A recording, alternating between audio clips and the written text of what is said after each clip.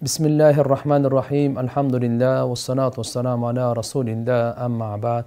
Assalamu alaikum wa rahmatullahi wa barakatuh. Урматтуу мекендештер, кадырлуу мусулман бир туугандар. Барыңыздарга жараткан Алла Тааланын тынчтыгы, саламы, мээрими, райымы жана берекеси болсун. Жараткан Алла Таала баарыбыздын туткан орозолорубузду, кылган ибадаттарыбызды, окуган тарави намаздарыбызды, Куран окуганыбызды, укканыбызды, саарлыктарыбызды, тоба дуаларыбызды, кайрымдуулуктарыбызды, фитр садака зекеттерибиздин баардыгын кабыл кылсын. Жараткан Алла Таала тагдырыбызда көптөгөн Рамазан айын жаза көрсүн. Урматтуу туугандар, ислам дининде бул айт майрамдары ибадаттын аркасынан, ибадаттын негизинде, ибадаттан кийин бериле турган Алла Тааланын сыйлыгы, Алла Тааланын берекеси болуп, Алла Тааланын белеги болуп эсептелинет. Ороза айда, Рамазан айда Алла Таалага жакшы ибадат кылгандан кийин эми Алла Таала майрамдагыла деп мына ороза айт майрамын берген. Ажылыкты да жакшы өткөргөндөн кийин эми майрамдагыла деп ал жерде Курбан айт майрамын берген. Кудайым буйурса, мына ороза айт эртеге Кудай кааласа кантип айтка даярданышыбыз керек? Айтка тиешелүү өкүмдөр, сүннөттөрдү билип алайлы. Биринчиден, бүгүнкү түн, ушул айттын түнү, бул өтө касиеттүү түндөрдүн бири. Риваяттарда келет, ким ушу түнү уктабай ибадат кылып чыкса, эртеге кыямат күнү адамдардын жүрөктөрү өлгөндө, бунун жүрөгү өлбөйт дейт. Бардык адамдардын жүрөгүндө коркуу болгондо, кыжалатчылык болгондо, бунун жүрөгүндө коркуу, кыжалатчылык болбойт дейт. Ошо түндөрдүн бири мына айттын түнү. Ошон үчүн бул айттын түнүндө биз мүмкүн болушунча таң атчакты уктабай ибадат кыла албасак дагы тахажжуд намазын окуйлу. Эң болбоду дегенде куптан намазды жамаат менен жана багымдат намазды жамаат менен окуса, Кудай кааласа ушу түнү уктабай ибадат кылып чыкты дегендердин катарына жазылат. Эртерээк туруу керек. Эртерээк туруп, эң алгач алхамдулилlah гусул кылуу. Пайгамбарыбыз саллаллаху алейхи ва салламдын сүннөтүнөн жакшылап жуунуп, тазаланып, мисвак колдонуп, же зубный паста, щетка биздин адатта жакшы атыр себенип, таза кийим, же болбосо жаңы кийим, жаңы кийим болсо жакшы, болбосо эски кийимди эле таза жууп кийинип, таранып, сакал, чач баардыгын жакшынакай кылып, шариаттын чегинен чыкпай жасанууга, кооздонууга шарият буйрук берет, жана бул талап кылынган. Атыр себенип, андан сырткары дагы мына эрте менен турганда бир аз таттуу нерсе, мисалы пирожный болобу, Пайгамбар саллаллаху алейхи ва саллям курмаларды болгондо дагы так курмаларды жейт эле. 5, 7, 9. Бир аз ороза айт менен Курбан айттын айырмасы ушундай. Ороза айтта бир аз жеп барган бул мустахаб, Курбан айтта айт намазга эч нерсе жебей барган мустахаб да. Ошон үчүн мына ороза айтта Кудай кааласа бир аз даам тартып. Алымдар айтат, күн сайын ороза туткан киши оозачарлык кылат эле, ушуну ифтар аскар деп коет. Бул оозачарлык, кичинекей оозачарлык деп коет.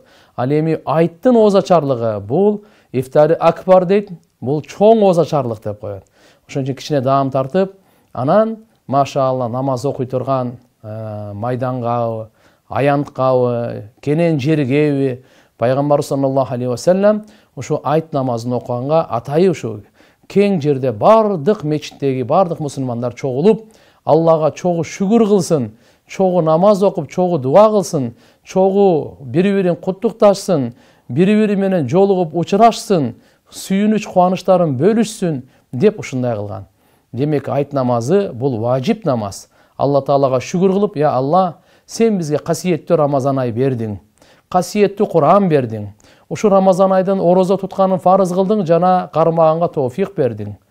Кечкурунку ибадаттарды, таравих намаздарын сүннөт кылдың, окуганга да тоофик бердиң. Деп Алла Таалага ушу бергенине шүгүр кылып, 2 рекет намаз, 6 ашыкча такбири менен айтылынат. Ушул болсо мына айт намаз важип намазы. Эми баратканда Пайгамбар сүннөтүнөн жөө басып баруу. Болбоду эми үзүрлүү адамдарга мейли машина менен улоосу менен барса, болбоду дегенде бир аз болсо дагы жөө басып барган жакшы. Такбир айтып барабыз, такбир айтып кайтабыз. Кайсы жол менен барсак, башка жол менен кайтуу. Сүннөт боюнча ушундай. Ошондуктан бараарда такбир айтып, Эми ороза айт майрамында болсо ичибизден айтып барган мустахаб жакшыраак. Ал эми Курбан айт майрамында болсо үндү чыгарып айтып барган мустахаб жакшыраак. Айырмасы ушунча да. Такбир кандай? Кайсы такбир айтсаңыз дагы. Аллаху акбар, ла илаха иллаллаху валлаху акбар, Аллаху акбар валиллахил хамд. Мына ушу зикир деп жолдо жолуккандардын бардыгына саламдашып, бардыгын куттуктап, маанайды жарык кылып, ушундай кылып намазга барабыз. Кайтканда башка жол менен. Бул күнү орозо кармаган арам болот. Алла субханаху ва таала буну тыюу салган, пайгамбарыбыз бизге жеткирген. Ороза айт күнү жана Курбан айт күнү ороза кармаган тыюу салынат. Ошондуктан иншалла Алла субханаху ва таалага чексиз шүгүрлөрдү кылып, ушундай даярдык менен, зикир менен, дуа менен, курбанчылык менен, мурда сахабалардан кээ бирлеринен айтылынат, 6 ай Рамазан айга чейин дуа кылышат экен да алар. Я Алла, ошо Рамазан айга жеткире көр деп дуа кылыпчы. Рамазан айдын касиетин алар билет эле. Эми Рамазан ай колубуздан чыгып кетип атат. Алар кантет экен? 6 ай дуа кылат экен. Кабул кыл деп. 6 ай Рамазан айга жеткире көр деп дуа кылса, Рамазан айдан кийинки 6 айды кабул кыла көр деп дуа кылат экен, я Алла. Ушул дуа Рамазан айда. Ошон үчүн куттуктаганда да такаббалаллаху минна ва минкум.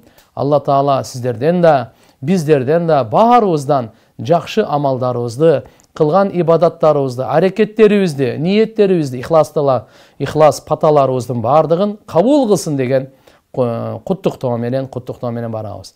Урматтуу агайын мусулман бир туугандар, мына ушул өкүмдөрдү эске алайлы, бардыгын сүннөткө ылайыктап, албетте иншалла зикир менен, дуа менен барганга аракет кылайлы. Жараткан Алла Таалам баарыбызды бактылуу кылсын.